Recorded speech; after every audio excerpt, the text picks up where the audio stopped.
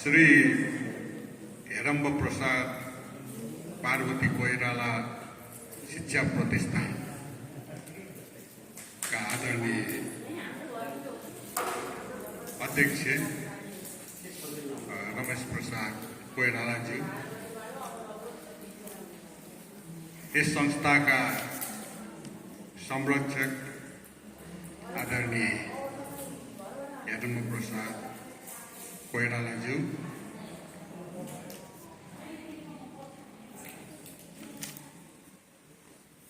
पूजनीय हेरम्ब प्रसाद कोइराला का सहधर्मिणी आमा पार्वती कोइराला जी, आज सम्मानित श्री चिसाखोला वेद विद्याश्रम का आदरणीय संरक्षक मोक्षनाथ तिमिल सिन्हाज्यू,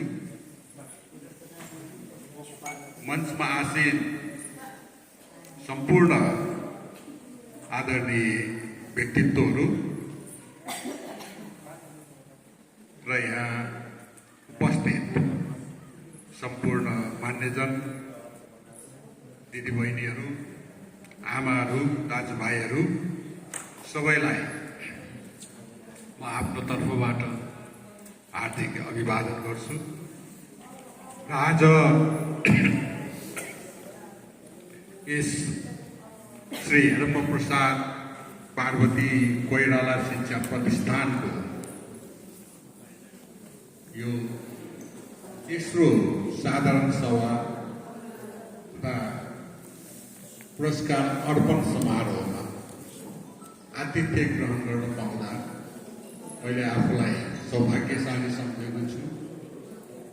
मलाई यो अवसर दिने यस संस्थाका अध्यक्ष रमेशजी लगायत सम्पूर्ण पदाधिकारीहरूलाई हार्दिक आभार व्यक्त गर्न चाहन्छु।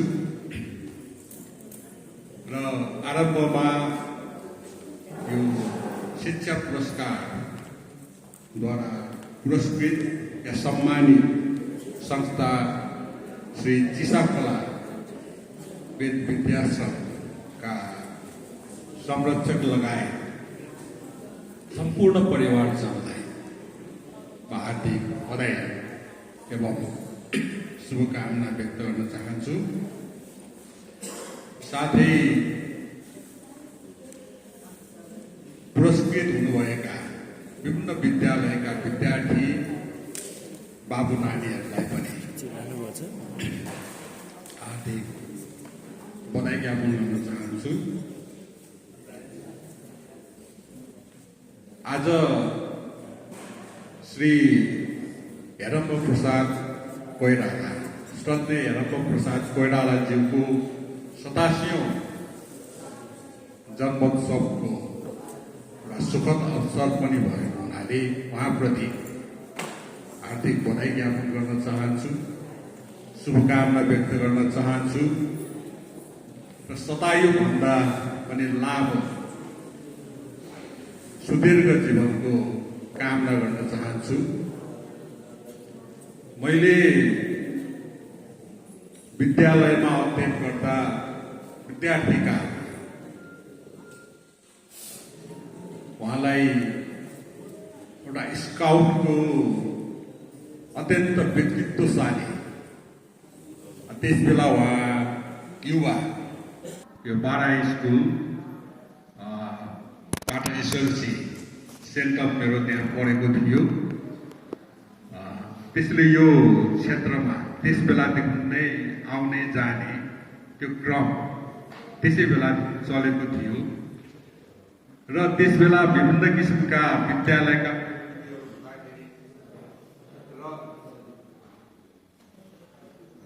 गतिविधि हुँदाखेरि र अन्य सडकमा अन्य किसिमका प्रदर्शनात्मक गतिविधिहरू हुँदाखेरि म प्राय उहाँलाई देख्दथेँ र त्यो स्काउटको ड्रेसमा अत्यन्त व्यक्तित्वशाली व्यक्तिको रूपमा उहाँलाई देख्दथेँ र यो स्काउट बारेमा जुन अन्य विद्यार्थीहरूलाई पनि स्काउटको लुगा लगाएर हिँडेको देख्दाखेरि नै किसिमका प्रश्नहरू जब हामी सामना गर्न थाल्छौँ तब धेरै किसिमका समस्याहरू पनि हामीले भोग्नै रहेछौँ।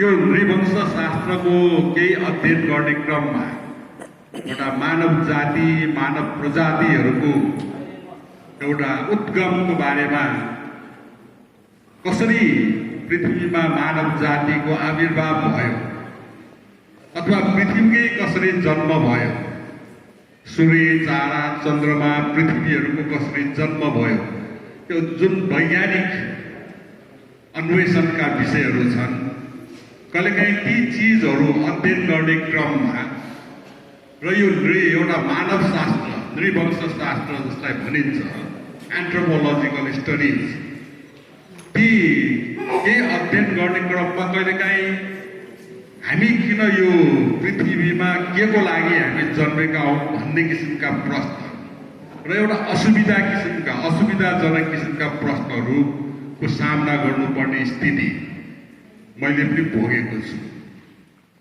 अस्ति भर्खरै म एउटा पुस्तकको अध्ययन गर्दै थिएँ कि हाम्रो जुन मानव प्रजाति छ अहिले संसारभरि अहिले जुन एउटा मानव प्रजाति छ जसलाई होमो स्यापियन्स मानव प्रजाति भनेर भन्छौँ, त्यो करिब 2-3 लाख वर्ष अगाडिदेखि पृथ्वीमा अस्तित्वमा रहेको कुरा वैज्ञानिक जीवाश्महरूको वैज्ञानिक अध्ययन गर्दाखेरि थाहा हुन्छ। यो 2-3 लाख वर्षभन्दा बढी हामी यो पृथ्वीमा छैन, यो हाम्रो मानव प्रजाति। र त्यसभन्दा अगाडिका धेरै जीव जन्तुहरू समयक्रममा जन्मे, कति नाश भएर गए। डाइनासोर जस्ता जमानाका ठुला जीव जन्तुहरू विभिन्न पर्यावरणीय कारणहरूले गर्दा विनष्ट भएर गएको धेरै कालपछि हामी मान्छेहरू यस पृथ्वीमा जन्मेका हौँ। र जन्मिँदाखेरि पनि एउटा हाम्रा आदि पुर्खाहरू आदि मानवहरू जोसँग भाषा थिएन, जोसँग संस्कृति थिएन, जोसँग धर्म थिएन, त्यो बेलाको त्यो समाज अथवा ती झुन्डहरू कसरी बस्दै होला भन्ने परिकल्पना कहिलेकाहीँ म गर्ने गर्छु। र धेरै वर्षपछि त्यो लाखौँ वर्षको इतिहासमा 4-5 हजार वर्ष अगाडि मात्र, अझ निश्चित रूपले भन्दाखेरि 4300 अहिलेसम्मको अध्ययन अनुसार 43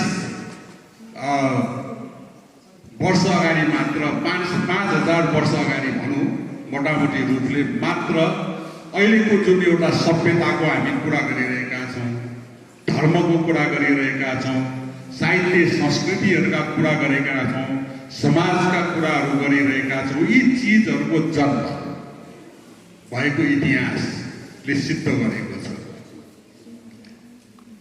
विश्वको पहिलो सभ्यता जसलाई हामीले सुमेरियन सभ्यता भनेर भन्छौँ अथवा मेसोपोटामियाको सभ्यता चाहिँ 4300 वर्षभन्दा बढी भएको छैन। त्यो मेसोपोटामियाको सुमेरियन सभ्यता पछि अनि त्यसपछि नाइल रिभरबाट पनि इजिप्टका सभ्यताहरू जन्मे, भारतीय महाद्वीपमा अथवा सिन्धु घाटीका सभ्यताहरू जन्मे, र यसरी विश्वका चिनिया सभ्यताहरू जन्मे, माया सभ्यताहरू जन्मे र विभिन्न किसिमका धर्म संस्कृतिहरू र भाषाहरूका आविष्कारहरू भए। भाषाहरूको आविष्कार भएपछि साहित्यहरूको आविष्कार भए, अभिव्यक्तिका विभिन्न कलाहरूको आविष्कार भए। त्यसैले यी सबै चिजहरूलाई एकै ठाउँमा राखेर अध्ययन गर्दाखेरि जीवनको वास्तविक अर्थ हामीले आफैले अनुसन्धान गर्दै एउटा विश्वको एउटा मानव जातिको विवर्तनको इतिहास या विकासको इतिहासको क्रममा मान्छेले अर्जित गर्दै गएको हामीले महसुस गर्छौँ। र अहिले हामी अघि समादरणीय हेरमराज कोइरालाजीले भन्नुभयो चाहिँ जीवनमा केही गर्न कामै नभए पनि एउटा गोडमेल गरेर पनि एउटा सानो एउटा कुनै भाँडोमा कुनै चिज त्यो एउटा सृजनात्मक एउटा प्रवृत्ति मान्छेमा एउटा कर्म गर्ने एउटा सृजनात्मक प्रवृत्ति हुनुपर्छ। त्यसो गरेर पनि समयको उपयोग हामीले एउटा समयको लामो कालखण्डमा एउटा निश्चित समयमा जन्मेर एउटा छोटो समय यो धरतीमा बिताएर फेरि एक दिन अविसम्भावी रूपले जानु छ र त्यो एउटा छोटो समय र कालखण्डमा मैले के गर्दाखेरि यो समाजको लागि या आफ्नै लागि पनि आफ्नो अन्तर्मनको लागि आफ्नो परिवारको लागि आफ्नो समाजको लागि आफ्नो देशको लागि र सम्पूर्ण मानव जातिको लागि विश्वको लागि कल्याणकारी काम हुन सक्छ त्यही सोच्नु नै त्यो नै मान्छेको सबभन्दा ठुलो आविष्कार हो जस्तो मलाई लाग्छ। जसलाई हामी सृजना भन्छौँ। म लेखक भएको नाताले विभिन्न किसिमका साहित्य सिर्जना गरेर आफ्नो जीवनलाई आफ्नो अन्तर्हृदयलाई सन्तुष्ट बनाउने कोसिस गर्छु। मेरा सृजनाहरूले अरूको मन पनि छुन सकोस्। मेरा सृजनाहरूले आफ्नो देशको आफ्नो समाजको आफ्नो मानव जातिको लागि केही न केही कल्याणकारी काम गर्न सकोस् भन्ने भावना म राख्छु। शिक्षकहरूले आफ्ना विद्यार्थीहरूलाई पढाएर अथवा विभिन्न क्षेत्रमा काम गर्ने राष्ट्र सेवकहरूले आफ्नो आफ्नो क्षेत्रमा सेवा प्रदान गरेर म केही न केही यो देशको लागि समाजको लागि सृजना गर्न सकौँ भन्ने भावना नै त्यो मनुष्य भावना रहेछ र त्यही मनुष्य भावनालाई मानिसलाई स्वस्थ मानसिक रूपले स्वस्थ र सन्तुलित पार्ने रहेछ जस्तो मलाई महसुस हुन्छ। र जब जब म आदरणीय हेरमराज कोइरालाजीलाई देख्छु म भित्र पनि त्यस्ता किसिमका भावनाहरू उहाँहरू जस्तै जीवनलाई सम्पूर्ण रूपले कर्ममा अर्पित कसरी गर्न सकिन्छ उहाँले आफ्नो सम्पूर्ण जीवन कर्ममा अर्पण गर्नुभयो। एउटा निष्काम कर्ममा अर्पण गर्नुभयो र एउटा स्काउटमा आफ्नो सम्पूर्ण जीवन अर्पण गरेर देशभित्र र देश बाहिर एउटा आफ्नो देशको प्रतिष्ठा राख्नुभयो र अहिले पनि उहाँ कुनै न कुनै आफूलाई कुनै न कुनै उपयुक्त हुने काममा संलग्न गरेर देश र समाजको सेवा गर्न तत्पर हुनुहुन्छ र त्यो किसिमका उहाँहरू जस्ता अग्रगण्य व्यक्तित्वबाट हामी उहाँहरू पछिका पुस्ताका व्यक्तिहरू सधैँ प्रेरित र प्रभावित भइरहेका छौँ र आज जुन भाइ बहिनीहरू नानीहरूले यहाँ पुरस्कृत हुने सौभाग्य पाए निश्चय पनि तिनीहरू पनि यो उहाँको जीवन उहाँको दर्शनबाट प्रेरित भएर आफ्नो आफ्नो जीवनमा उहाँहरू जस्तो हुन सक्नुपर्ने रहेछ भन्ने किसिमको भावना यहाँहरूले पनि व्यक्त गर्नुहुनेछ यहाँले पनि महसुस गर्नुहुनेछ भन्ने आशा एवं विश्वास म व्यक्त गर्न चाहन्छु र शुभेच्छा व्यक्त गर्न चाहन्छु। र आज यस कार्यक्रममा हाम्रा पोखराका एकजना चर्चित साहित्यकार र विशेष गरेर उहाँले यो पोखराका विभिन्न धर्मस्थलहरूको बारेमा विभिन्न व्यक्तित्वहरूको बारेमा विभिन्न संस्कृतिहरूको बारेमा दर्शनौं पुस्तकहरू लेख्नु भएको छ। रविन्द्र मागाजु उहाँले लेख्नु भएको तालबराई भन्ने पुस्तक नेपालीमा रचना गर्नुभएको तालबराई भन्ने पुस्तकको यो ट्रान्सलेसन यसको अनुवाद चाहिँ प्रवीण बडगामीजीले गर्नुभएको जुन यहाँ विमोचन गर्ने सौभाग्य पनि प्राप्त भयो। म रविन्द्र भाइ र प्रवीण बडगामी भाइ यसका अनुवादक दुवैलाई हार्दिक बधाई ज्ञापन गर्न चाहन्छु। वास्तवमा पोखराको एउटा सांस्कृतिक परिवेशको अथवा पोखराको एउटा सांस्कृतिक इतिहासको अभिलेख निर्माण गर्दाखेरि यो रविन्द्र भाइको धेरै महत्त्वपूर्ण योगदान रहिरहेको मैले महसुस गरेको छु। उहाँले धेरै 50-60वटा भन्दा बढी सङ्ख्या पुगिसक्यो जस्तो मलाई लाग्दछ। त्यति धेरै सङ्ख्यामा उहाँले पुस्तक लेख्नु भएको छ, छोटा छोटा पुस्तकहरू जहाँ चाहिँ विभिन्न मठ मन्दिरहरूको बारेमा पोखराका मठ मन्दिरहरूको बारेमा पोखराका विशिष्ट व्यक्तित्वहरूको बारेमा, पोखराका विभिन्न कला र संस्कृतिहरूको बारेमा उहाँले महत्त्वपूर्ण कृतिहरू लेख्नु भएको छ। अध्ययन अनुसन्धान गरेर ती कृतिहरू यदि यसरी नै बिस्तारै अनुवाद हुँदै अङ्ग्रेजीमा अनुवाद हुँदै गयो भने यो हामी भन्छौँ नि पोखरालाई अहिले पर्यटकीय नगरी भन्छौँ। देशभरिका पर्यटकहरू यहाँ आउँछन् र पोखराको बारेमा जानकारी लिन इच्छुक व्यक्तिहरूको लागि अथवा ती पर्यटकहरूको एउटा अध्ययनको एउटा महत्त्वपूर्ण स्रोत यी पुस्तकहरू हुन सक्छन् भन्ने मलाई लाग्दछ। त्यसैले आगामी दिनमा पनि यस्ता पुस्तकहरू उहाँले लेख्नुभएका यस्ता अरू पुस्तकहरूको पनि अनुवाद हुँदै जाने आशा एवं विश्वास व्यक्त गर्न चाहन्छु।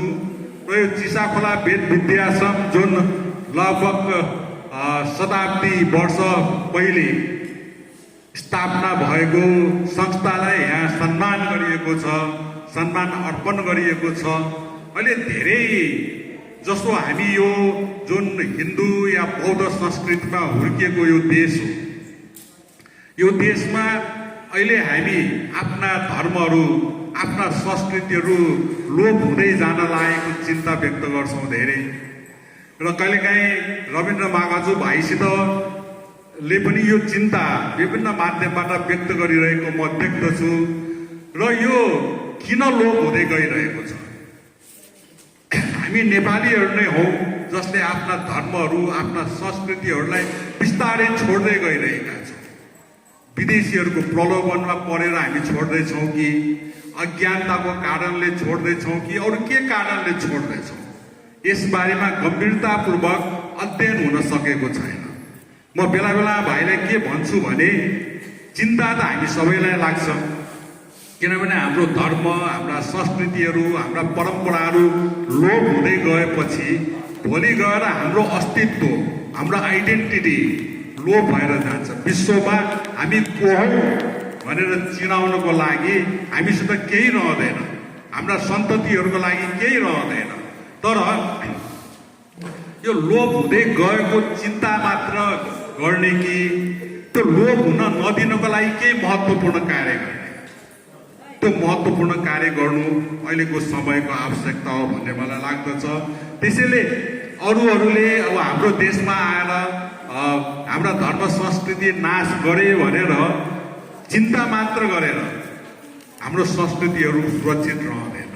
यदि लोप हुनबाट जोगाउने हो भने यस्तै वेद विद्याश्रमहरू जस्ता संस्थाहरू स्थापना गरेर अथवा जो व्यक्तिहरू आफ्नो धर्म र संस्कृतिबाट विचलित भएर गइरहेका छन् ती व्यक्तिहरूलाई विचलित हुनुहुन्न है भनेर अन्तर्मनदेखि नै विचलित नहुने परिस्थिति सिर्जना गरिदिएर मात्र हामीले हाम्रो धर्म संस्कृतिहरूलाई, हाम्रो साहित्यहरूलाई, हाम्रा कलाहरूलाई र हाम्रो इतिहासलाई र हाम्रो समग्रमा आफ्नो देशलाई जोगाउन सक्छौँ जस्तो मलाई लाग्दछ।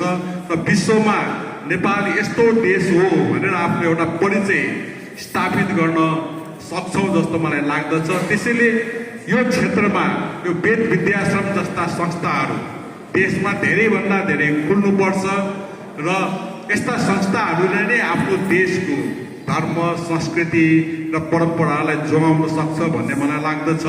त्यसैले यति ठुलो इतिहास बोकेको, एउटा शैक्षिक इतिहास बोकेको, धार्मिक र शैक्षिक इतिहास बोकेको संस्थालाई जुन आज सम्मान गरिएको छ त्यसले मलाई अत्यन्त खुसीको अनुभूति भएको छ। त्यसले फेरि एकपल्ट पनि यो यहाँ नाम केही भनिएन, यो चयन समितिमा को हुनुहुन्थ्यो, यो सम्मान या पुरस्कारको चयन समितिमा को हुनुहुन्छ, जो हुनुभएको भए पनि यहाँहरूले अत्यन्त बुद्धिमत्तापूर्ण ढङ्गले यो चयन गर्नुभएको छ, अत्यन्त सुन्दर चयन गर्नुभएको छ। यसको लागि यो चयन गर्ने संस्थासहित एउटा चयनकर्ताहरूलाई पनि म हार्दिक धन्यवाद ज्ञापन गर्न चाहन्छु। र अन्तमा फेरि एकपल्ट अत्यन्त आदर्श एवं पूजनीय व्यक्तित्व हेरम्बराज प्रसाद कोइरालाजीको सुस्वास्थ्य, दीर्घ जीवन र साथसाथै उहाँकी सहधर्मिणी आमा पार्वती कोइरालाको पनि सुस्वास्थ्य र दीर्घ जीवनको कामना गर्दै मलाई यो जुन अवसर दिइयो त्यसको लागि संस्थाप्रति आभार व्यक्त गर्दै यो संस्था को तेस्रो साधारण सभा हो। यस्ता धेरै साधारण सभाहरू हुँदै जाओस् र यस्ता धेरै किसिमका सामाजिक क्रियाकलापहरू, शैक्षिक क्रियाकलापहरू र अरूलाई उत्प्रेरित गर्ने किसिमका क्रियाकलापहरू यस संस्थाले भविष्यमा गर्दै जान सकोस् भन्ने हार्दिक शुभेच्छा व्यक्त गर्दै म आफ्ना केही शब्दहरू यही टुङ्ग्याउँछु। धन्यवाद।